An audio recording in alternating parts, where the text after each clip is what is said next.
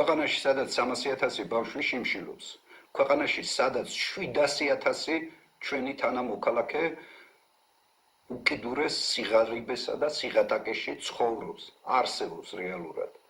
ქვეყანაში სადაც მილიონამდე ჩვენ თანამემამულე გაქცეულია უცხოეთში თავის გადასარჩენად, ამ დროს ხელისუფლება წოდებული ბანდიტები, გარდა იმისა, რომ კორუფციაში ყველამდე არიან ჩაფლული და ურცხვად ძარცვავენ ჩვენ ქვეყანასა და ხალხს, ოფიციალურად კვლავ იზრდიან ხელფას და ის ხდება კოლოსალური.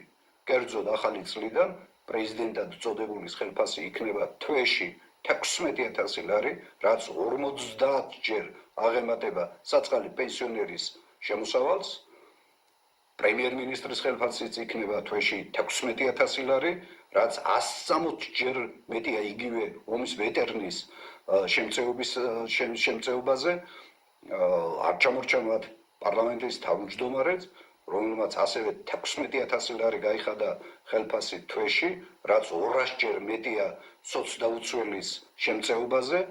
პარლამენტის თავმჯდომარის მოადგილეების, კომიტეტის თავმჯდომარეების ხელფასები გახდება 14,000 ლარი თვეში, რიგითი პარლამენტარის ხელფასი კი 13,000 ლარი.